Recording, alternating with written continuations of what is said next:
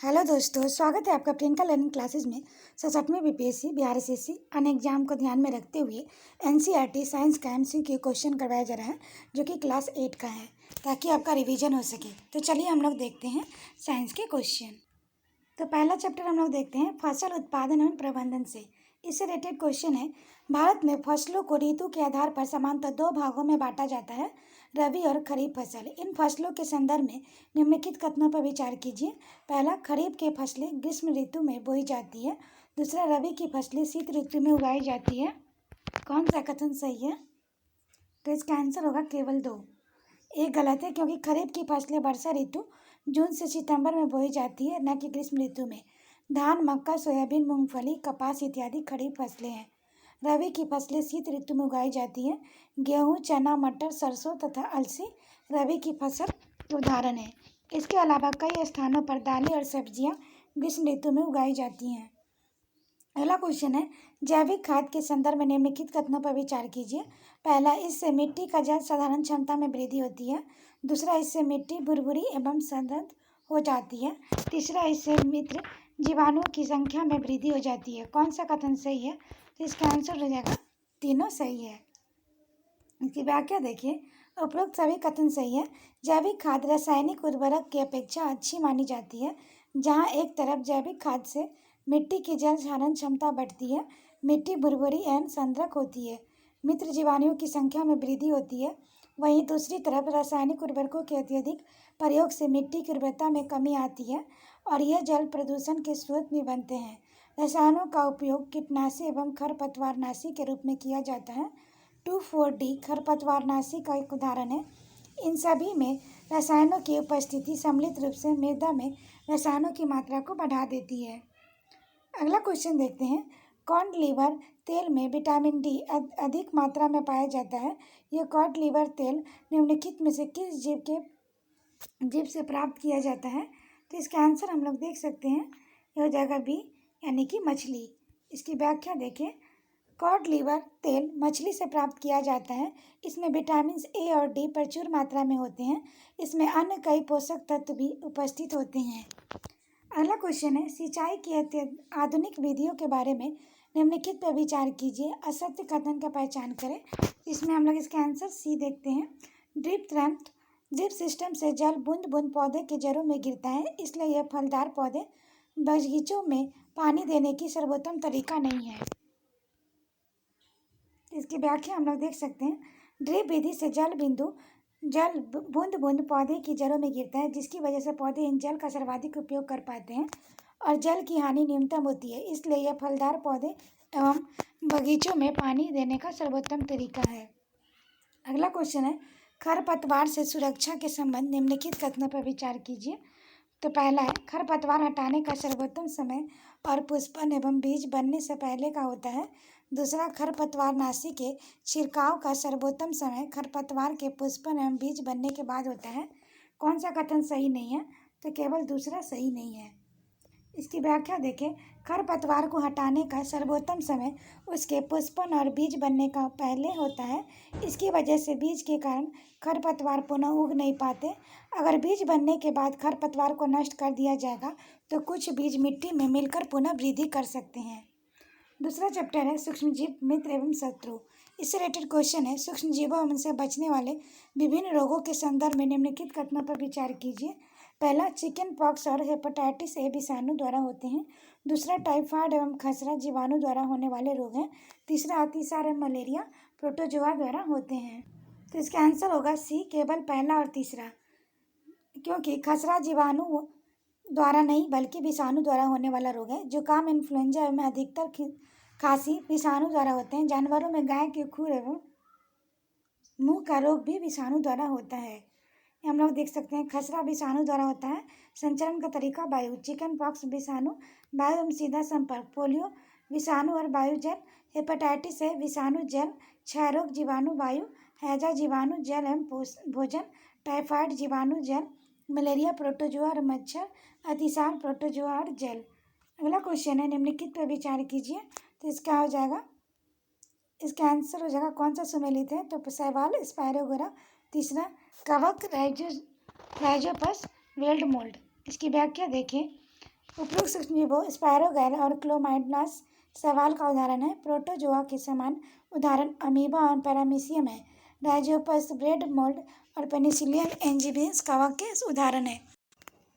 सूक्ष्मजीव एक कोषीय हो सकते हैं जैसे कि जीवाणु, कुछ शैवाल एवं प्रोटोजोआ, अथवा बहुकोषीय जैसे शैवाल एवं कवक। कुछ सूक्ष्मजीव दूसरे सजीवों का आश्रित होते हैं जबकि कुछ अन्य स्वतंत्र रूप से पाए जाते हैं। अमीबा जैसे सूक्ष्मजीव अकेले रह सकता है जबकि कवक एवं जीवाणु समूह में रहते हैं। अगला क्वेश्चन है, दूध से दही बनने की प्रक्रिया निम्नलिखित में से किस सूक्ष्मजीव की आवश्यकता होती है? तो इसका हम लोग आंसर देख सकते हैं, ये होगा जीवाणु। इसकी व्याख्या है, दूध से दही बनने की प्रक्रिया में जीवाणु की आवश्यकता होती है। दही में अनेक सूक्ष्मजीव पाए जाते हैं जिसमें लैक्टोबैसिलस नामक जीवाणु प्रमुख है जो दूध में जनन कर उसे दही में परिवर्तित कर देते हैं। जीवाणु पनीर, चीज, अचार एवं अनेक खाद्य पदार्थों के निर्माण में सहायक है। अगला क्वेश्चन है, खाद्य पदार्थों में मिलाए जाने के बाद अपनी श्वसन प्रक्रिया खमीर ईस्ट निम्नलिखित में से क्या उत्पादित करते हैं? तो कार्बन डाइऑक्साइड। इसकी व्याख्या देखें, खाद्य पदार्थों में मिलाए जाने बाद खमीर ईस्ट तीव्र गति से जनन करते हैं तथा अपनी श्वसन प्रक्रिया में कार्बन डाइऑक्साइड उत्पादित करते हैं। गैस के बुलबुले खमीर वाले खाद्य पदार्थों का आयतन बढ़ा देते हैं। यही बेकिंग उद्योग में खमीर के उपयोग के आधार है जिसमें ब्रेड और पेस्ट्री एवं केक बनाए जाते हैं।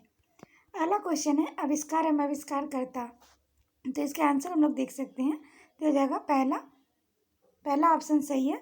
किण्वन हो जाएगा लुईस पाश्चर, पेंसिलिन हो जाएगा अलेक्जेंडर फ्लेमिंग, चेचक का टीका एडवर्ड जेनर, बैसिलस एंथ्रोसिस ये हो जाएगा रॉबर्ट कोच।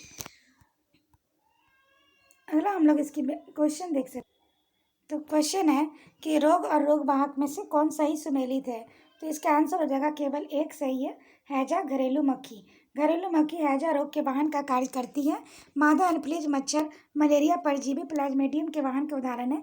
मादा एंडीज मच्छर डेंगू के विषाणु का वाहक है। अगला क्वेश्चन है, पादप रोग और रोग कारक सूक्ष्मजीव। नींबू कैकर, जीवाणु वायु, गेहूँ का रस्ट, कवक वायु एवं भिंडी का पित्त, विषाणु कीट। अगला है, खाद्य परीक्षकों के संदर्भ में कथनों पर विचार कीजिए।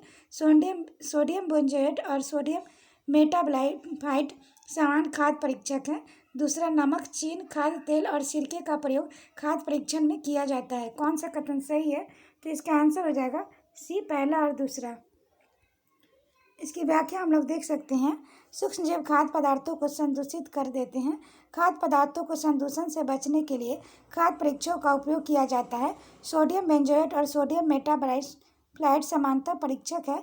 जैम स्क्वायर्स बनाने में इन रसायनों का उपयोग होता है। नमक, चीनी, खाद्य तेल और सिरका का उपयोग भी सूक्ष्मजीवों की वृद्धि रोकने के लिए समान रूप से किया जाता है। उदाहरण, नमक, खाद्य तेल, सिरके का उपयोग अचार का संदूषण से बचाने के लिए, चीनी का उपयोग जैम, जेली और स्क्वैश आदि परीक्षण करने के लिए किया जाता है। अगला क्वेश्चन है, पाश्चुरित दूध के संदर्भ में कौन सा कथन पर विचार कीजिए। पहला, पाश्चुरित दूध को बिना उबाले उपयोग किया जा सकता है क्योंकि वह सूक्ष्मजीवों से मुक्त होता है। दूसरा, दूध को पाश्चुरीकृत करने के लिए 70 डिग्री सेंटीग्रेड पर 15 से 30 मिनट के लिए गर्म करते हैं, फिर एकाएक ठंडा कर उसमें भंडारण कर लेते हैं। कौन सा कथन सही होगा? तो केवल पहला कथन एक सही है। पाश्चुरीकृत दूध को बिना उबाले उपयोग किया जा सकता है क्योंकि यह सूक्ष्मजीवों से मुक्त होता है। पाश्चुरित करने के लिए दूध को 70 डिग्री पर या 15 से 30 सेकंड के लिए गर्म करते हैं, फिर एकाएक ठंडा कर उसे भंडारण कर लेते हैं। ऐसा करने से सूक्ष्मजीवों की वृद्धि रुक जाती है। कथन 2 गलत है। इस प्रक्रिया में खोज लुई पाश्चर नामक वैज्ञानिकों ने की थी। इसके नाम पर ही इस प्रक्रिया को पाश्चरीकरण कहते हैं। अगला क्वेश्चन है, नाइट्रोजन चक्र के संदर्भ में निम्नलिखित कथनों पर विचार का कौन सा सही नहीं है? तो इसका आंसर हम लोग देख सकते हैं, तो इसका आंसर होगा डी। कथन ए और बी, सी सही है। पौधे एवं जंतु वायुमंडलीय नाइट्रोजन का उपयोग सीधे नहीं कर सकते। मिट्टी में उपस्थित जीवाणु जैसे राइजोबियम, नीले हरे शैवाल और कभी कभी त्वरित विद्युत द्वारा वायुमंडल में नाइट्रोजन का स्थिरीकरण करके नाइट्रोजनीय यौगिकों में परिवर्तित कर दिया जाता है। पौधे इन यौगिकों का अवशोषण करके प्रोटीन और अन्य यौगिक का संश्लेषण करते हैं जिसका उपयोग पौधे पर निर्भर जंतुओं द्वारा किया जाता है। पौधे और जंतुओं की मृत्यु के बाद मिट्टी में उपस्थित जीवाणु और कवकों द्वारा नाइट्रोजनी अवशिष्ट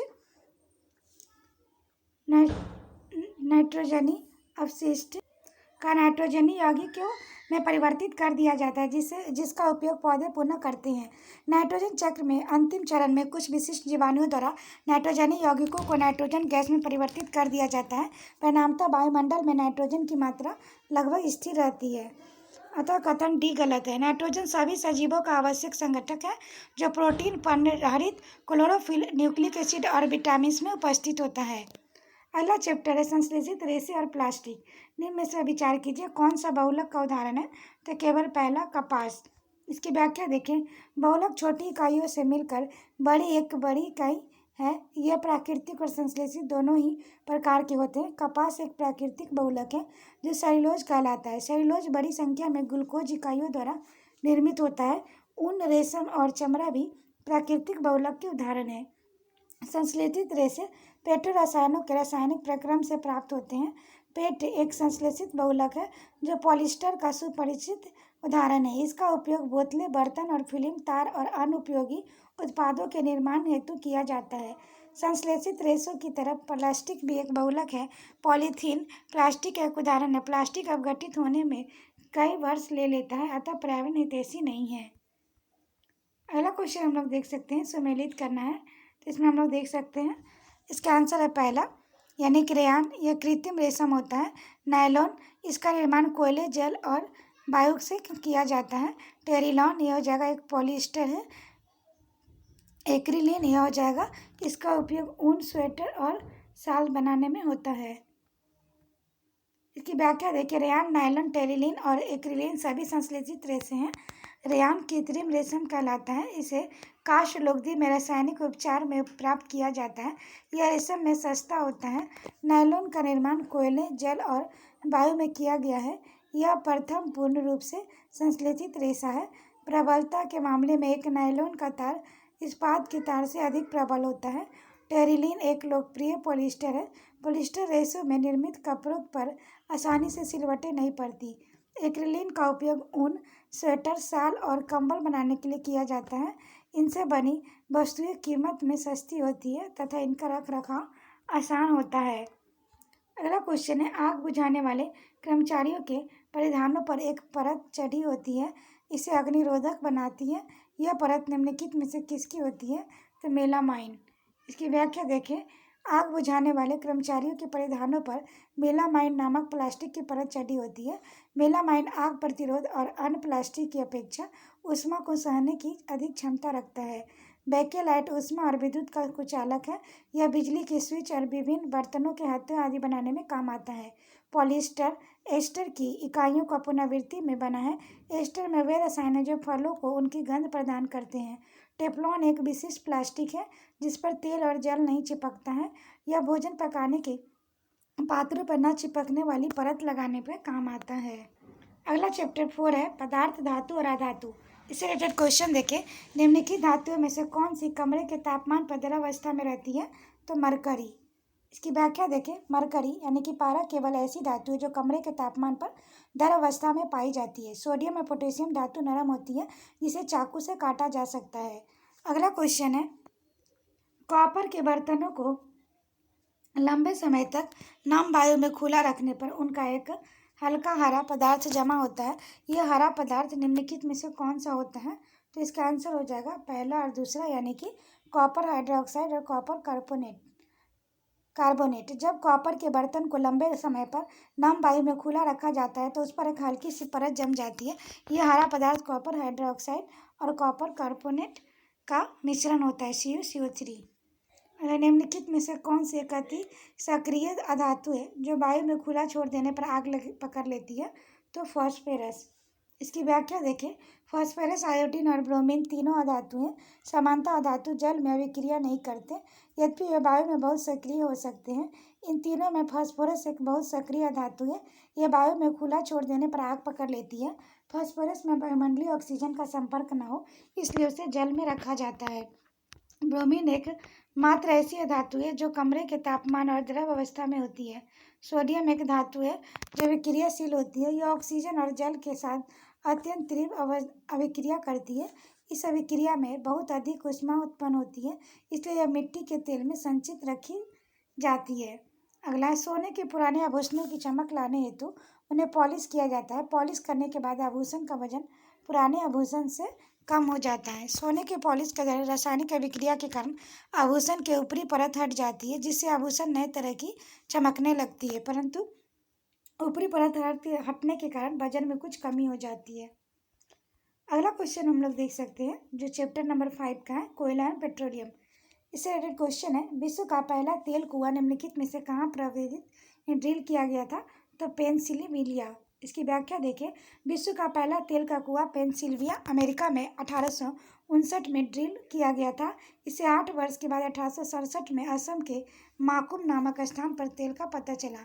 भारत में तेल असम, गुजरात, बॉम्बे हाई और गोदावरी और कृष्णा नदियों के बेसिन में पाया जाता है।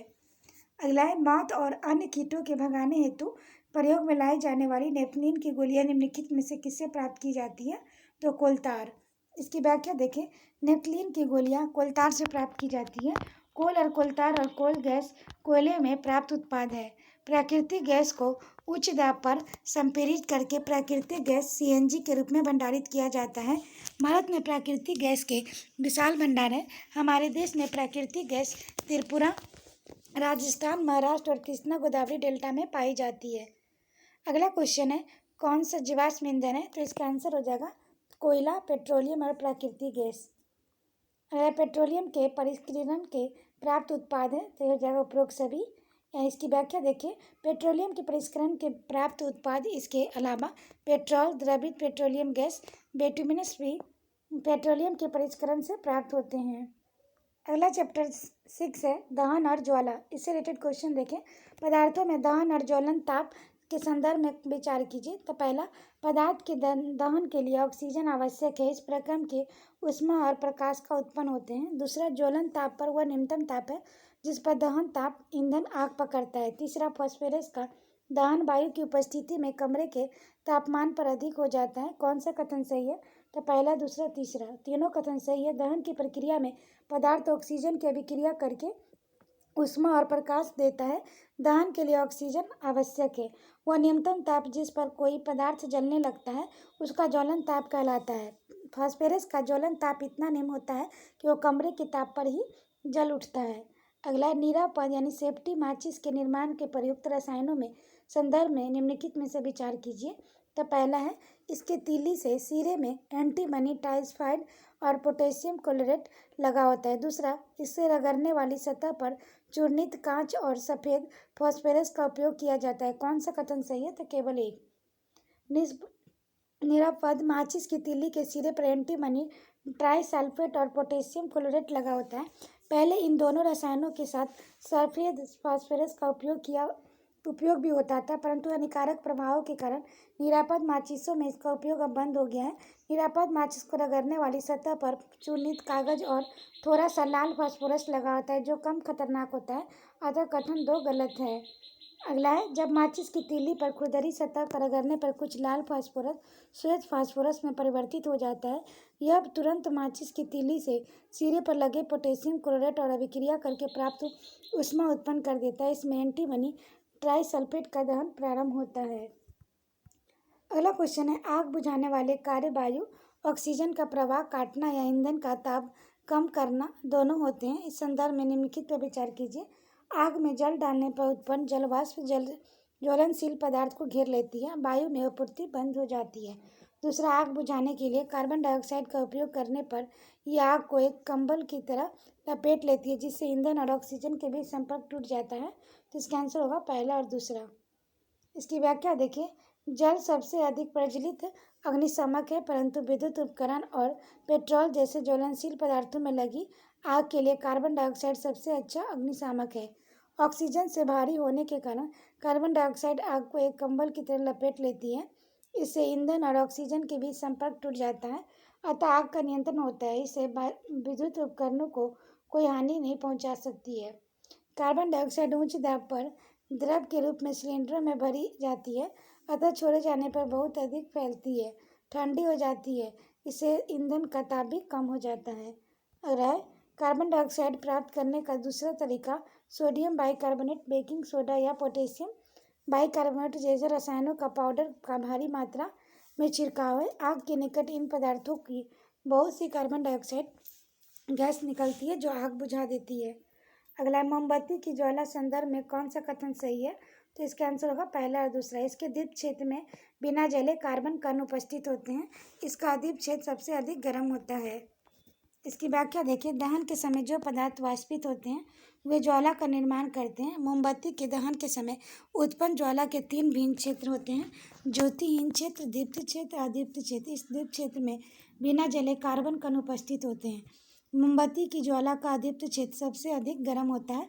यह ज्वाला का सबसे बाहरी क्षेत्र जो नीले रंग का होता है। अगला क्वेश्चन है, निम्नलिखित कथनों पर विचार कीजिए। तो हो जाएगा, इसका आंसर हो जाएगा, वायु में कार्बन डाइऑक्साइड गैस अधिक मात्रा में विश्व उत्पन्न ग्लोबल वार्मिंग का कारण बढ़ती है। तीसरा, सल्फर और नाइट्रोजन के ऑक्सीजन ऑक्साइड वर्षा में घुलकर अम्ल वर्षा उत्पन्न करते हैं।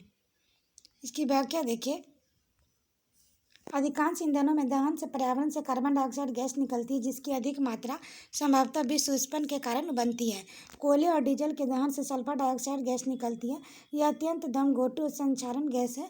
इसके अतिरिक्त पेट्रोल इंजन नाइट्रोजन के गैसीय ऑक्साइड छोड़ते हैं। सल्फर और नाइट्रोजन के ऑक्साइड वर्षा जल में घुल जाते हैं तथा अम्ल बनाते हैं। ऐसी वर्षा ही अम्ल वर्षा कहलाती है। अम्ल वर्षा फसलों, भवनों और मृदा के लिए हानिकारक होती है। मोटर वाहनों में सीएनजी संपीड़ित प्राकृतिक गैस में उपयोग से सल्फर और नाइट्रोजन के ऑक्साइड का उत्पादन अल्प मात्रा में होता है।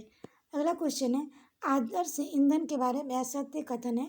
तो इसका आंसर होगा, इसका ऊष्मीय मान निम्न, ज्वलन ताप अत्यधिक होता है। अगला क्वेश्चन हम लोग देख सकते हैं, जो चैप्टर है 7, पौधे एवं जंतुओं का संरक्षण। वनोन्मूलन में होने वाले प्रभावों के संदर्भ में निम्न से कौन सा कथन सही नहीं है? तो इसका आंसर होगा सी, यानी कि तीनों सही है। ए, बी, डी सही है और सी गलत है। वनोन्मूलन से कार्बन डाइऑक्साइड के अवशोषण में कमी आ जाती है जिससे वायुमंडल में इसकी मात्रा बढ़ जाती है, जो कि कार्बन डाइऑक्साइड विद्युत द्वारा उत्सर्जित उष्णीय विकिरणों का प्रग्रहण कर लेती है। अतः इसके परिणाम स्वरूप पृथ्वी का ताप बढ़ता है और वैश्विक उष्णन होता है। वनोन्मूलन में जल स्तर भी घट जाता है। मृदा में गुणों में परिवर्तन आने पर मुख्य कारण वनोन्मूलन है। इसके मृदा अपरदन होता है। अपरदन से मृदा में ह्यूमस की कमी होती है तथा उर्वरता भी घटती है। अपरदन मरुस्थलीय के कारण भी बनता है। वनोन्मूलन में मृदा की जल धारण क्षमता, भूमि की ऊपरी जल सतह के जल के नीचे की ओर अंतःस्रवण पर विपरीत प्रभाव पड़ता है, जो बाढ़ की समस्या को और अधिक बढ़ा देता है। अगला एक, निम्नलिखित में से विचार कीजिए। पहला, किसी विशेष क्षेत्र में पाए जाने वाले पेड़ पौधे और जीव जंतु के अंश उस क्षेत्र में वन जनित और प्राणी जात कहलाते हैं। दूसरा, पौधे और जंतु की वह प्रजाति जो किसी विशेष क्षेत्र में विशिष्ट रूप से पाई जाती है उस क्षेत्र में विशेष स्थानिक प्रजाति कहते हैं। कौन सा कथन सही है? तो दोनों सही है। किसी विशेष क्षेत्र में सभी पौधे जंतु उस क्षेत्र में वनस्पति जात और प्राणी जात नाम से जाने जाते हैं। पौधे और जंतुओं की वह प्रजाति जो किसी विशेष क्षेत्र में विशिष्ट रूप से पाई जाती है उसे स्थानिक प्रजाति कहते हैं या किसी अन्य क्षेत्र में प्राकृतिक रूप से नहीं पाई जाती। अगला, वनस्पति जात और प्राणी जात तथा उसमें आवासों के संरक्षण हेतु संरक्षित क्षेत्र चिन्हित किए गए हैं। इन चिन्हित क्षेत्रों में संरक्षित निम्नलिखित युगों में से कौन सा सही सुमेलित है? तो इसका आंसर हम लोग देख सकते हैं। तो इसका आंसर होगा डी, यानी वनस्पति जात और प्राणी जात उन सभी आवासों के संरक्षण हेतु विभिन्न संरक्षित क्षेत्रों का अभ्यारण्य राष्ट्रीय उद्यान जैवमंडल आरक्षित क्षेत्र के मुख्य है। अगला क्वेश्चन हम लोग देख सकते हैं, पंचमढ़ी जैव मंडल आरक्षित क्षेत्र बायोस्फीयर रिजर्व के संदर्भ में कथनों पर विचार कीजिए। पहला, इसके अंतर्गत पेंच नामक एक राष्ट्रीय उद्यान एवं बोरी पंचमढ़ी नामक 2 वन्य जीव अभ्यारण्य आते हैं।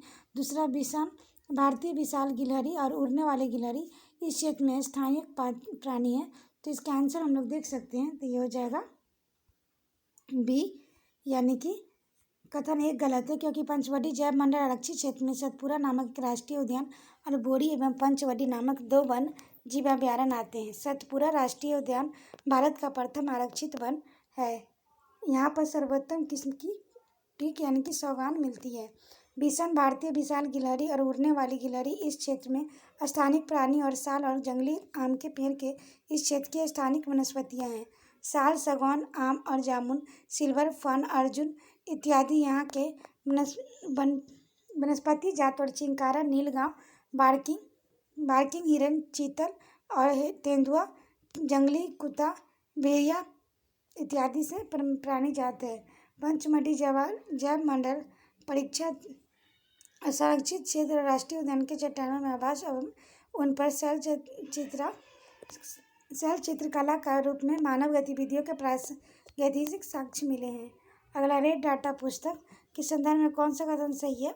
तो इसके आंसर हम लोग देख सकते हैं। तो इसका आंसर होगा सी, यानी केवल तीसरा। यह वह पुस्तक है जिसमें कभी संगठनग्रस्त प्रजातियों का रिकॉर्ड किया जाता है। अगला चैप्टर है 8, कोशिका संरचना एवं प्रकार। कोशिका के संदर्भ में निम्नलिखित कथनों पर विचार कीजिए।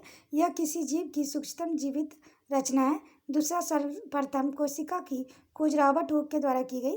तीसरा, सबसे छोटी कोशिका जीवाणु कोशिका तथा सबसे बड़ी कोशिका शुतुरमुर्ग का अंडा है। कौन सा सही है? तो इसका आंसर होगा केवल पहला, दूसरा और तीसरा। कथन 1 सही है। जीव की सूक्ष्मतम जीवित रचना को कोशिका कहते हैं। अतः जीवों की मूलभूत संरचनात्मक इकाई कोशिकाएं मिलकर ऊतकों का निर्माण करती है। ऊतकों में अंगों का निर्माण होता है। सर्वप्रथम सन 1665 में कॉर्क की कोशिका की खोज हुई, जिसे खोजकर्ता रॉबर्ट हुक थे। तो कथन 2 सही है। सबसे छोटी कोशिका एवं जीवाणु कोशिका, सबसे बड़ी कोशिका शुतुरमुर्ग का अंडा है। अगला क्वेश्चन है, निम्नलिखित पर विचार कीजिए। तो इसमें हो जाएगा कौन सा एक कोशीय संरचना है? तो चारों है। अमीबा, पैरामीशियम, मुर्गी का अंडा और श्वेत रक्त कोशिकाएं, WBC। अगला हम लोग देख सकते हैं, कोशिका के मूल घटक कोशिका झिल्ली, सेल मेम्ब्रेन, कोशिका द्रव और केंद्रक, इन घटकों के संदर्भ में विचार करना है। तो इसमें इसके आंसर हम लोग देख सकते हैं डी, यानी कि तीनों ऑप्शन सही। कोशिका के विभिन्न संगठन कोशिका द्रव और केंद्रक एक झिल्ली द्वारा परिबद्ध होते हैं, जिसे कोशिका झिल्ली और प्लाज्मा झिल्ली कहते हैं। यह झिल्ली एक कोशिका और दूसरी कोशिका घेरे इन्हें माध्यम से अलग करती है। यह संलग्न होती है, विभिन्न पदार्थों में कोशिका के अवगामन के नियमन करती है। यह झिल्ली पौधे एवं जंतुओं की कोशिका को आकृति प्रदान करती है। कोशिका द्रव एक जेली जैसा पदार्थ है जो कोशिका झिल्ली एवं केंद्रक के बीच पाया जाता है।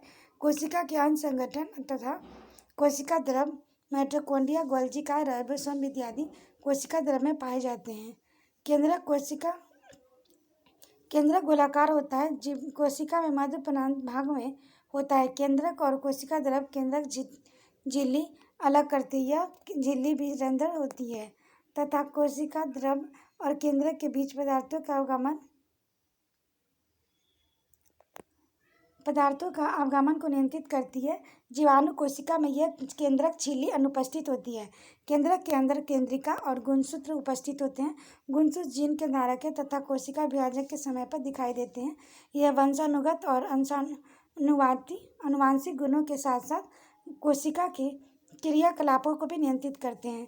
सजीव कोशिका के समग्र संगठन को जीव द्रव प्रोटोप्लाज्म के नाम से जाना जाता है। इसमें कोशिका द्रव और केंद्रिका द्रव दोनों सम्मिलित होते हैं। जीव द्रव कोशिका के जीवित पदार्थ कहलाता है। अगला है, प्रोकैरियोटिक कोशिका के संदर्भ में निम्नलिखित पर विचार कीजिए। इसमें केंद्रक झिल्ली अनुपस्थित होती है। दूसरा, विषाणु और नील हरित शैवाल इसके उदाहरण है। तो कौन सा सही होगा? तो इसका आंसर होगा केवल एक। ऐसी कोशिका जिसमें सुगठित केंद्रक नहीं होता, अर्थात केंद्रक झिल्ली अनुपस्थित होती है, यह प्रोकैरियोटिक कोशिका कहलाती है। इसके विपरीत इसमें सुगठित केंद्रक पाया जाता है, यह यूकैरियोटिक कोशिका कहलाती हैं। प्रोकैरियोटिक कोशिकाएं वाले जीव प्रोकैरियोटिक कहलाते हैं। जीवाणु और नील हरित शैवाल इसके उदाहरण है। विषाणु न तो प्रोकैरियोटिक है न कि यूकैरियोटिक। तो कथन 2 गलत है। यूकैरियोटिक कोशिका वाले जीव यूकैरियोटिक कहलाते हैं। प्याज तथा मानव की कोशिका इसके उदाहरण है। अगला क्वेश्चन देख सकते हैं। अगला है, पादप और जंतु कोशिका एक दूसरे से भिन्नता रखती है। इस भिन्नता के संदर्भ में कथनों पर विचार कीजिए।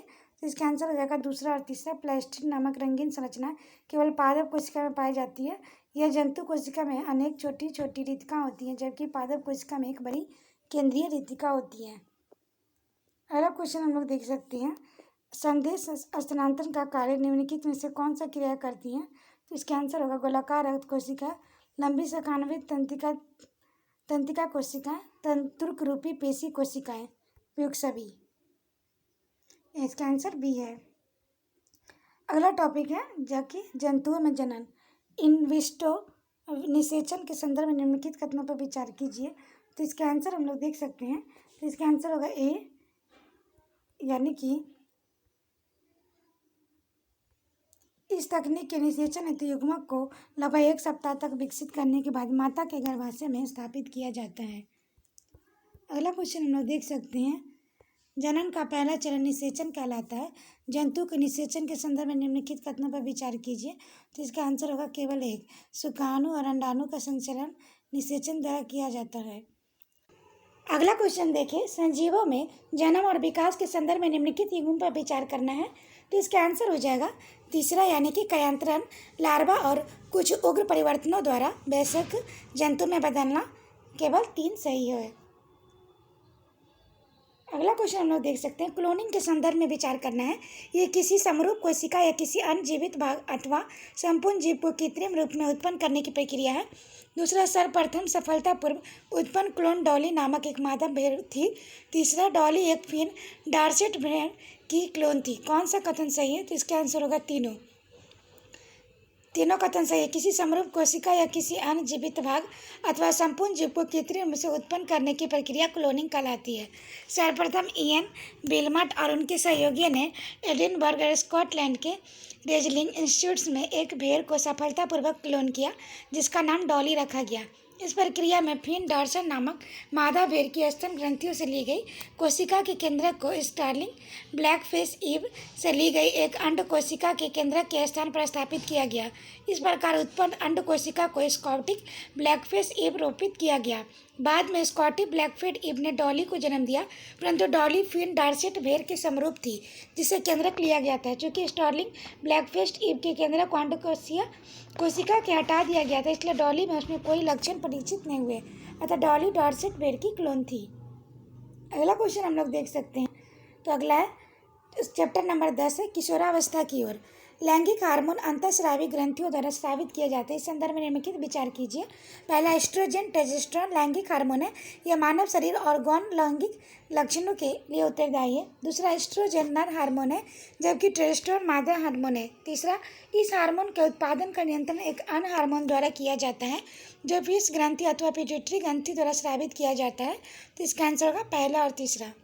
इसकी व्याख्या देखें। अंतःस्रावी ग्रंथियां हार्मोनों को सीधे रुधिर प्रवाह में निमोचित करती है, इसलिए इसे नलिका विहीन ग्रंथिका भी कहते हैं। लैंगिक हार्मोन का स्रावन भी अंतःस्रावी ग्रंथिका द्वारा किया जाता है। एस्ट्रोजन और टेस्टोस्टेरोन लैंगिक हार्मोन है, जो मानव शरीर में गौण लैंगिक लक्षणों के लिए उत्तरदायी होते हैं। कथन 1 सही है। एस्ट्रोजन मादा हार्मोन और टेस्टोस्टेरोन नर हार्मोन है, जिसका स्राव क्रमशः लड़कियों में अंडाशय तथा लड़कों में वृषण द्वारा होता है, अतः कथन 2 सही है। लड़कियों में स्तन और दो ग्रंथियों का विकास जैसे गौण लैंगिक लक्षण एस्ट्रोजन के कारण उत्पन्न होते हैं। ये लैंगिक हार्मोन में उत्पादन का नियंत्रण एक अन्य हार्मोन द्वारा किया जाता है, जो पीयूष ग्रंथि अथवा पिट्यूटरी ग्रंथि में स्रावित होता है। यह अंडाशय में अंडाशु और वृषण में शुक्राणु के परिपक्व होने का नियंत्रण करता है। अगर हम लोग को देखना है सुमेलित करना, तो इसका व्याख्या देख सकते हैं। थायराइड थायरॉक्सिन का अग्नाशय इंसुलिन का अधिविक एडेनिन हार्मोन का उत्पादन करते हैं। पीयूष ग्रंथि वृद्धि हार्मोन स्रावित करती है और अन्य ग्रंथियों वृषण अंडाशय थायराइड और एडेनिन को हार्मोन स्रावित करने के लिए उत्पादित करती है। अगला है मानव शरीर में पोषकों के संदर्भ में निम्नलिखित कथनों पर विचार कीजिए। तो पहला है दूध अपने आप में संतुलित भोजन है। दूसरा, लौह प्रचुर खाद्य रुधिर निर्माण में सहायक होते हैं। तीसरा, वसा शरीर में वृद्धि के लिए प्रोटीन ऊर्जा के लिए आवश्यक होते हैं। कौन सा कथन सही है? तो पहला और दूसरा। संतुलित आहार का अर्थ है भोजन में प्रोटीन, कार्बोहाइड्रेट, वसा, विटामिन और खनिज का पर्याप्त मात्रा में समावेश। जहाँ हमारा भारतीय भोजन जिसमें रोटी, चावल और दाल सब्जियाँ होती है संतुलित आहार है, वही दूध अपने आप में संतुलित भोजन है। शिशु को माँ के दूध से संपूर्ण पोषण मिलता है। लौह प्रचुर खाद्य जैसे कि पत्तीदार सब्जियाँ, गुड़, मांस, संतरा, आंवला और इत्यादि रुधिर निर्माण में सहायक होते हैं। वसा एवं शक्कर ऊर्जा के लिए, प्रोटीन शरीर की वृद्धि के लिए आवश्यक है, अतः कथन 3 गलत है। दूध, मांस और नट दालें प्रोटीन का स्रोत है। अगला निम्नलिखित कथनों पर विचार कीजिए। तो पहला है जब एक्स गुणसूत्र वाला शुक्राणु अंडाणु को निषेचित करता है तो युग्मज में 2 एक्स गुणसूत्र होते हैं, जिसमें मादा शिशु विकसित होगी। दूसरा, जब वाई गुणसूत्र वाला शुक्राणु अंडाणु का निषेचित करता है तो नर शिशु विकसित होगा। तीसरा, पुरुष में एक जोड़ी लिंग गुणसूत्र होता है, जिसमें एक्स और वाई कहते हैं। चौथा, शिशु में लिंग निर्धारण के में पूर्णतः पुरुष के गुणसूत्र उत्तरदायी है, महिला के गुणसूत्र में कोई भूमिका नहीं होती। तो इसमें इसका आंसर हम लोग देख सकते हैं। तो इसका आंसर हो जाएगा डी, यानी कि सभी कथन सही है। अगला है एड्स एक खतरनाक और संक्रामक बीमारी है, इसके बारे में निम्नलिखित विचार करें। एक बीमारी एक खतरनाक जीवाणु द्वारा फैलता है। पीड़ित व्यक्ति से स्वस्थ व्यक्ति में ड्रग के लिए इस्तेमाल की जाने वाली सीरीज द्वारा भी फैल सकता है। तीसरा, पीड़ित व्यक्ति के साथ लैंगिक संपर्क स्थापित करने से भी फैल सकता है। चौथा, पीड़ित माँ के दूध के सेवन में शिशु में नहीं फैलता है। कौन सा असत्य है? तो इसका आंसर होगा बी, यानी कि पहला और चौथा। अगला हम लोग चैप्टर देख सकते हैं 11 बल तथा दाब। इससे रिलेटेड क्वेश्चन देखें। निम्नलिखित बलों में से असंपर्क नॉन कॉन्टैक्ट बल उदाहरण है। तो इसका आंसर हम लोग देख सकते हैं। तो इसका आंसर हो जाएगा बी, यानी कि चुंबकीय बल, स्थिर बल और गुरुत्वाकर्षण बल तीनों ही असंपर्क बल के उदाहरण है। यह बल वस्तु के संपर्क में न होने पर भी कार्य करता है। घर्षण तथा पेशीय बल संपर्क बल के उदाहरण है। इन बलों के लगने के लिए वस्तु से संपर्क आवश्यक है। अगला गुरुत्व बल से संदर्भ में निम्नलिखित कथनों पर विचार कीजिए। पहला, गुरुत्व बल केवल पृथ्वी का गुण है। विश्व में सभी वस्तु एक दूसरे पर गुरुत्व बल लगाती है। तीसरा, गुरुत्व बल के कारण ही नदियों में पानी नीचे की ओर बहता है। कौन सा कथन सही है? तो ये दूसरा और तीसरा। अगला चैप्टर है 12 घर्षण। इससे रिलेटेड क्वेश्चन देखें। घर्षण के संदर्भ में कौन सा कथन सही है? तो घर्षण में ऊष्मा उत्पन्न होती है। दूसरा, कबड्डी के खिलाड़ी इसके हाथों पर मिट्टी रगड़ते हैं ताकि प्रतिद्वंदी खिलाड़ी को पकड़ने में घर्षण में वृद्धि हो। तीसरा, तरलों द्वारा लगाए गए घर्षण को कर्षण कहते हैं। सभी घर्षण स्थैतिक घर्षण से कम होता है। कौन सा कथन सही है? तो इसका आंसर हम लोग देख सकते हैं, ये होगा डी, उपयुक्त सभी कथन सही है।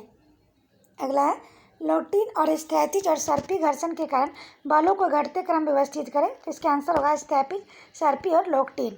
स्थिर सतहों के बीच लगने वाले घर्षण बल को स्थैतिज घर्षण बल कहते हैं। जब कोई वस्तु किसी पृष्ठ पर लग सकती है तो पृष्ठ के संपर्क में बिंदुओं के उतना ही समय मिल पाता है वह सतह के संपर्क बिंदुओं के दस सके। अतः सर्पी घर्षण से स्थैतिक घर्षण में कुछ कम होता है। जब कोई वस्तु दूसरी वस्तु के पृष्ठ पर लुढ़कती है तो उसकी गति के प्रतिरोध में लॉक्टिक घर्षण कहते हैं। किसी वस्तु की सतह पर सरकने की अपेक्षा लुढ़कना ज़्यादा आसान होता है क्योंकि लॉक्टिक घर्षण का मान सर्पी घर्षण से कम होता है। अगला चैप्टर है ध्वनि। इससे रिलेटेड क्वेश्चन देखें। ध्वनि के संदर्भ में निम्नलिखित कथन पर विचार कीजिए। पहला, यह ठोस, द्रव और गैस निर्वात सभी में संचरण कर सकती है। इसकी तीव्रता डेसिबल में मापी जाती है। मानव कानों के लिए इसका श्रव्य आवृत्ति का प्रयास लगभग 20 हर्ट्ज से 20,000 हर्ट्ज तक है। तो इसका आंसर हम लोग देख सकते हैं, इसका आंसर बी होगा। पहला गलत है क्योंकि ध्वनि का संचरण ठोस, द्रव और गैस में ही होता है, यह निर्वात में संचारित नहीं होती है। और कथन 2, इसकी तीव्रता डेसिबल में मापी जाती है। और ध्वनि की प्रति सेकंड होने वाली दोलन की कंपन संख्या को दोलन की आवृत्ति कहते हैं। आवृत्ति को हर्ट्ज में मापा जाता है तथा हर्ट्ज का संकेतक है 1 हर्ट्ज। आवृत्ति एक दोलन प्रति सेकंड के बराबर होती है, जहाँ एक तरफ 20 दोलन प्रति सेकंड से कम आवृत्ति मानव कान में नहीं सुन सकता है, वही दूसरी तरफ लगभग 20,000 दोलन प्रति सेकंड से अधिक आवृत्ति की ध्वनियाँ मानव कान सुन नहीं पाता। ऐसी ध्वनियों को अश्रव्य कहते हैं। अतः 3 भी सही है। अगला क्वेश्चन देख सकते हैं। ध्वनि के तारतम्य के संबंध में निम्नलिखित कथनों पर विचार कीजिए। पहला, यह ध्वनि की आवृत्ति पर निर्भर करता है। दूसरा, पक्षी उच्च तारतम्य की ध्वनि उत्पन्न करता है जबकि शेर की दहाड़ का तारतम्य मंद होता है। सामान्यतः महिला की आवाज़ पुरुष की अपेक्षा अधिक तारतम्य वाली होती है। कौन सा कथन सही है? तो तीनों सही है। ध्वनि की प्रबलता इसके आयाम और तीक्ष्णता के कारण तारतम्य इसकी आवृत्ति पर निर्भर करता है। अगला हम लोग देख सकते हैं। आकाश में त्वरित और मेघगर्जन की घटना एक समान तथा समान दूरी पर घर्षित होती है, लेकिन हमें त्वरित पहले दिखाई देती है तथा मेघगर्जन के बाद सुनाई देता है। कारण प्रकाश सभी माध्यम से संचरित हो सकता है परंतु ध्वनि निर्वात में संचरित नहीं होती है। तो इसका आंसर हम लोग देख सकते हैं। तो इसका आंसर होगा बी, यानी कि त्वरित के पहले दिखाई देना, मेघगर्जन के बाद ही में सुनाई देना क्रमशः प्रकाश की चाल और ध्वनि की चाल में आग के कारण होता है। वायुमंडल में प्रकाश की चाल ध्वनि की चाल की कई गुना होती है, जिसके कारण प्रकाश का संवेदन हम पहले करते हैं जबकि ध्वनि का कुछ देर बाद। अगला चैप्टर देख सकते हैं विद्युत धारा का रासायनिक प्रभाव। इससे रिलेटेड क्वेश्चन देखें। कथन है, खाद्य पदार्थों के भंडारण में उपयोग किए जाने वाले टीन के डब्बों में लोहे के ऊपर टीन का विद्युत लेपन इलेक्ट्रोप्लेटिंग प्लांटिंग किया जाता है। कारण टीन लोहे में कम क्रियाशील होता है। नीचे दिए गए कौन सा सही है? तो इसका आंसर होगा ए सही है। खाद्य पदार्थों के भंडारण के लिए उपयोग किए जाने वाले टीन के डब्बे में लोहे के ऊपर टीन का विद्युत लेपन किया जाता है, क्योंकि टीन लोहे के कम क्रियाशील होता है। इस प्रकार से खाद्य पदार्थों में लोहे के संपर्क में नहीं आते और खराब होने से बच जाते हैं। विद्युत धारा किसी पदार्थ पर किसी वांछित धातु पर परत निक्षेपित करने चढ़ाने की प्रक्रिया को विद्युत लेपन कहते हैं। यह विद्युत धारा रासायनिक प्रभाव का एक सर्वाधिक समान उपयोग है। अगला क्वेश्चन है, पुलों और स्वचालित वाहनों का प्रबल बनाने के लिए उपयोग में लाए गए लोहे में संचारित होने का जंग लगाने की प्रवृत्ति होती है। कारण संचारण और जंग लगने की बचाने के लिए लोहे पर विद्युत लेपन द्वारा जिंक की परत निक्षेपित की जाती है। तो इसका आंसर हम लोग देख सकते हैं। तो इसका आंसर होगा बी, यानी कि पुलों और स्वचालित वाहनों पर प्रबल बनाने के लिए लोहे का उपयोग किया जाता है। तथापि लोहे की संचारित होने पर तथा जंग लगने की प्रवृत्ति होती है, इसलिए इसे संचारण और जंग लगने के बचाने के लिए लोहे पर जिंक की परत निक्षेपित कर दी जाती है। विद्युत लेपन एक ऐसी प्रक्रिया है, दैनिक जीवन के अनेक उपकरण तैयार होते हैं। उदाहरण के लिए कार की कुछ पुंज, बाथरूम के नल की टोटी, गैस बर्नर, साइकिल का हैंडल, पहियों का रिम आदि पर क्रोमियम का लेप किया जाता है। यह चमकदार दिखता है तथा संचारित नहीं होता। अगला क्वेश्चन, निम्नलिखित कथनों पर विचार कीजिए। पहला, नमक घुला हुआ जल विद्युत का अच्छा चालक है। दूसरा, आसुत जल भी विद्युत का एक अच्छा चालक है। पेयजल में खनिज लवणों की अल्प मात्रा प्राकृतिक रूप से विद्यमान होती है, इसलिए यह भी विद्युत का सुचालक होता है। तो इसका आंसर होगा कथन 2 असत्य है, क्योंकि आसुत जल में खनिज लवण आयन अनुपस्थित होते हैं, जिसका कारण यह हीन चालक है। अगला, निम्नलिखित कथनों पर असत्य कथन की पहचान करें। तो है, प्रकाश उत्सर्जक डायोड एलईडीज ऊर्जा की कम खपत करते हैं। प्रतिदीप्तित नलिका फ्लोरेसेंस ट्यूब प्रकाश उत्सर्जक डायोड की ऊर्जा तुलना में ऊर्जा की ज़्यादा खपत करते हैं। संहत प्रतिदीप लैंप CFL प्रकाश उत्सर्जक डायोड में ज़्यादा ऊर्जा की खपत करते हैं, परंतु यह पर्यावरण के लिए खतरनाक नहीं है। संहत प्रतिदीप्त लैंप प्रतिदीप्त नलिका ट्यूबलाइट से ज़्यादा खपत करते हैं। तो 3 और 4। इसकी व्याख्या देखिए। CFL प्रकाश उत्सर्जक डायोड से ज़्यादा ऊर्जा खपत करते हैं, साथ ही इसमें पारा होने के कारण यह पर्यावरण को नुकसान पहुंचाते हैं। तो तीसरा कथन गलत है। CFL प्रतिदीप्त नालिका कम ऊर्जा खपत करते हैं, इसलिए कथन 4 गलत है। अगला क्वेश्चन हम लोग देख सकते हैं, चैप्टर नंबर 15, कुछ प्राकृतिक परिघटनाएं। इससे रिलेटेड क्वेश्चन है, आवेश और उसकी विशेषता के संदर्भ में निम्नलिखित में से कौन सा कथन सही नहीं है? तो इसका आंसर होगा ए, सजातीय आवेश एक दूसरे को आकर्षित करते हैं। गलत है, क्योंकि सजातीय आवेश एक दूसरे को प्रतिकर्षित करते हैं, जबकि विजातीय आवेश एक दूसरे को आकर्षित करते हैं। अगला, त्वरित के संदर्भ में निम्नलिखित कथनों पर विचार कीजिए। धरती के निकट संचित ऋणात्मक आवेशों और बादलों के निचले किनारे पर संचित धनात्मक आवेशों के मिलने से प्रकाश की चमकीली धारी और ध्वनि के रूप में त्वरित उत्पन्न होती है। दूसरा, त्वरित उत्पन्न होने वाली प्रक्रिया विद्युत विसर्जन कहलाती है। ये 2 और 2 से अधिक बादलों के बीच और बादलों और पृथ्वी के बीच हो सकती हैं। तीसरा, भवनों की त्वरित की प्रभावों के बचाने के लिए त्वरित चालक नामक युक्ति का प्रयोग होता है। इसका आंसर होगा दूसरा और तीसरा। इसकी व्याख्या देखें। गरज वाले तूफानों में बनने के समय वायु की धाराएं ऊपर की ओर जाती है तथा जबकि जल की बूंदें नीचे की ओर जाती है। इन प्रबल गतियों के कारण आवेशों का पृथक्करण होता है। बादलों के ऊपरी किनारे के निकट धनावेश तथा निचले किनारे पर ऋणावेश संचरित जाते हैं। धरती के निकट भी धनावेश का संचय होता है, जबकि संचित आवेशों का परिणाम अत्यधिक हो जाता है। तो वायु जो विद्युत का हीन चालक है। अगला क्वेश्चन है, पृथ्वी कई परतों में बटे हुए इसमें से कौन सी परत भूस्पंद के लिए उत्तरदायी है? तो इसका आंसर होगा भूपट्टी।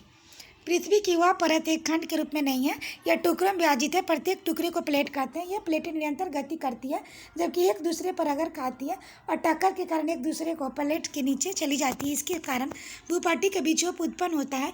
यह विक्षोभ पृथ्वी की सतह पर भूकंप के रूप में दिखाई देता है। भूस्पंदन पृथ्वी की सतह पर तरंगे उत्पन्न करते हैं। इन तरंगों को भूकंपी तरंग कहते हैं। इन तरंगों को भूकंप लेखी नामक उपकरण द्वारा रिकॉर्ड किया जाता है। अगला, भूकंप के संदर्भ में निम्नलिखित कथनों पर विचार कीजिए। पहला, भूकंप प्लेटों की गतियों के कारण उत्पन्न होते हैं। प्लेटों की सीमाएं प्लेटों की दुर्लभ क्षेत्र होती है, अतः वहां भूकंप आने की संभावना अधिक होती है। कश्मीर और कच्छकरण भारत की अति भूकंप आकांक्षित क्षेत्र है।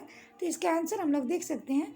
इसका आंसर होगा सी, यानी कि दोनों कथन सही है। भूकंप प्लेटों की गतियाँ के कारण उत्पन्न होते हैं। प्लेटों की सीमाएं प्लेटों की दुर्लभ क्षेत्र वीक जोन होती है अतः वहाँ भूकंप आने की संभावना अधिक होती है। इन दुर्लभ क्षेत्रों को भूकंप क्षेत्र अथवा भ्रंश क्षेत्र भी कहते हैं। भारत में भू क्षेत्र और भूकंप प्रवणता की दृष्टि से 4 क्षेत्रों में बांटा गया, जिसमें कश्मीर, पश्चिमी और केंद्रीय हिमालय, समस्त उत्तर पूर्व, कच्छ का रण, राजस्थान और सिंध, गंगा के मैदान अति भूकंप आकांक्षी क्षेत्र में आते हैं। दक्षिण भारत के कुछ भाग भी खतरे के क्षेत्र में आते हैं। अगला क्वेश्चन है, भूकंप की शक्ति के परिमाण को मापने के लिए प्रयुक्त पैमाने के संदर्भ में कौन सा विचार कीजिए, कौन सा कथन सही है। तो इसके लिए रिएक्टर पैमाने का प्रयोग किया जाता है। दूसरा, यह पैमाना रैखिक है। तीसरा, इसमें 2 अंक के वृद्धि का अर्थ लगभग 1000 गुनी अधिक विनाशी ऊर्जा है। तो इसका आंसर होगा पहला और तीसरा। किसी भूकंप की शक्ति के परिणाम के रिएक्टर पैमाने का व्यक्त किया जाता है। कथन 2 गलत है, क्योंकि रिएक्टर पैमाना रैखिक नहीं लघुगणकीय होता है। लघुगणकीय होने के कारण रिएक्टर पैमाने के अंकित 1 से 10 तक के संख्या में प्रत्येक अंक भूकंप मात्री यंत्र पर 10 गुने आयाम और 32 गुनी ऊर्जा वृद्धि को प्रदर्शित करती है। इसलिए परिणाम में 2 अंक की वृद्धि का अर्थ लगभग 1000 गुनी अधिक विनाशी ऊर्जा है। कथन 3 भी सही है। अगला है, तारीख से सुरक्षा संदर्भ में निम्नलिखित कथनों पर विचार करें।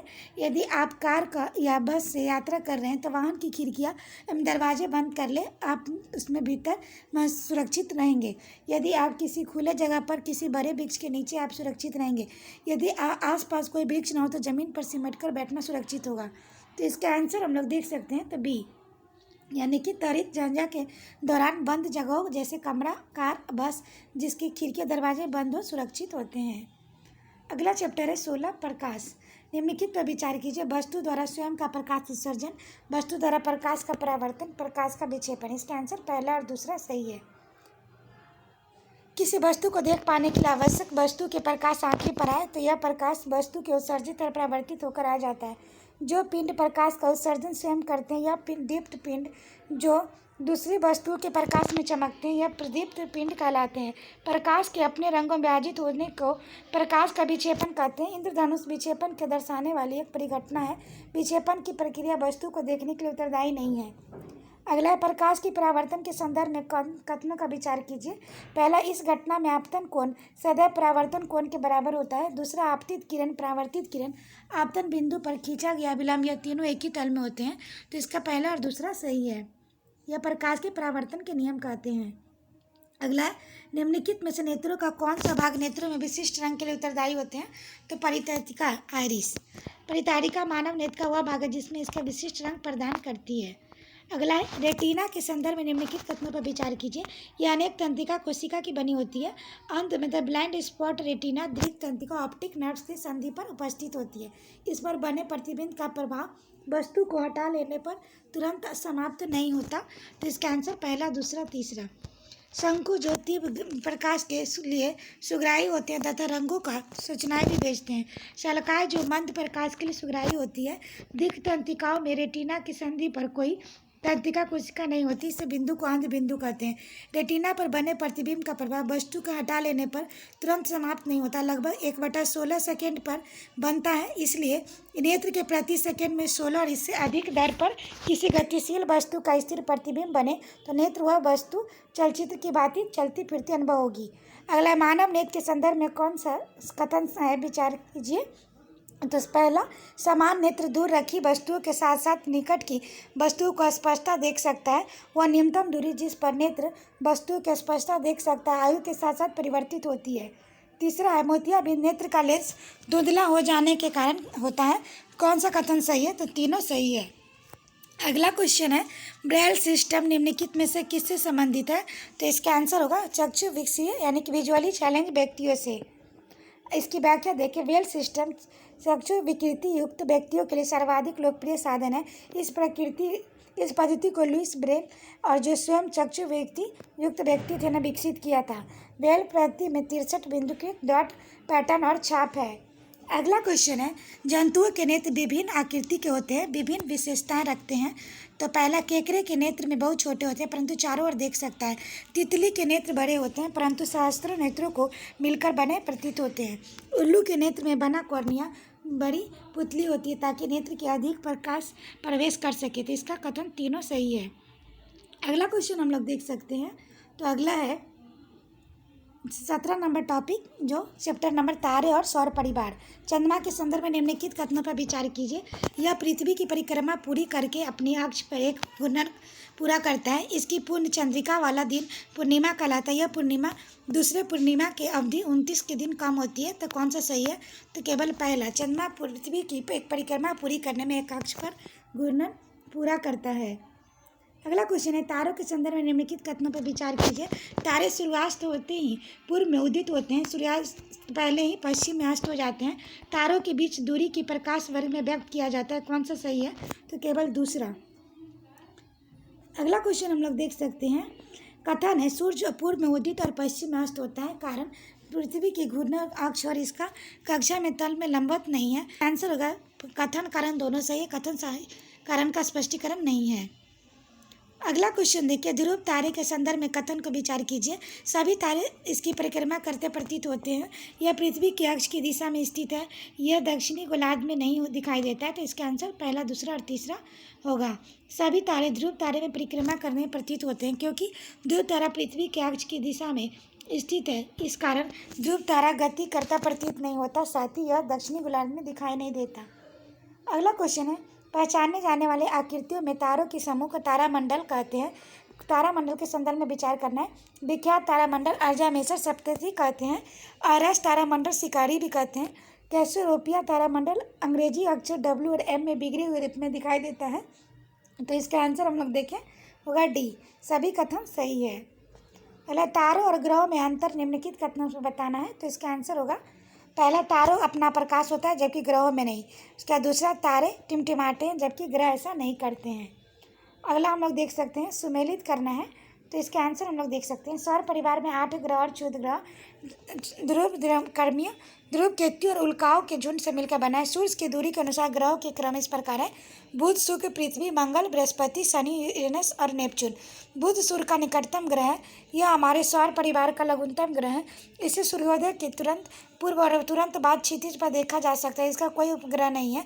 सूर्य ग्रह पृथ्वी का निकटतम पड़ोसी है।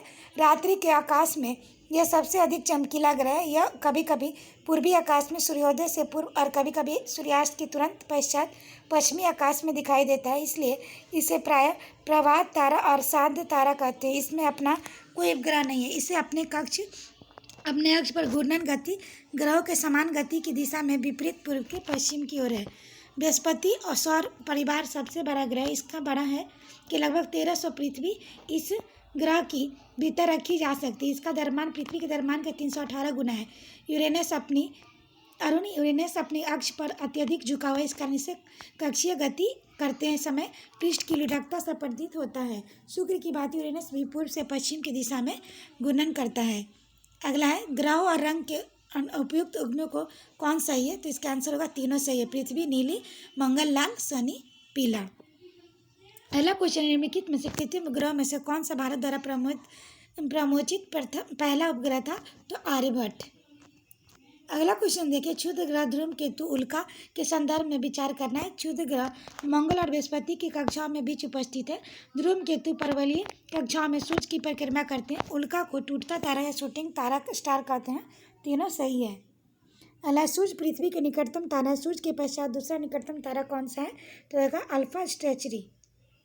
अगला क्वेश्चन हम लोग देख सकते हैं, चैप्टर 18, वायु तथा जल का प्रदूषक। पेट्रोल और डीजल आधारित वाहनों में विभिन्न प्रकार की प्रदूषक गैस निकलती है। तो मुख्यतः कार्बन डाइऑक्साइड, कार्बन मोनोऑक्साइड और नाइट्रोजन के ऑक्साइड।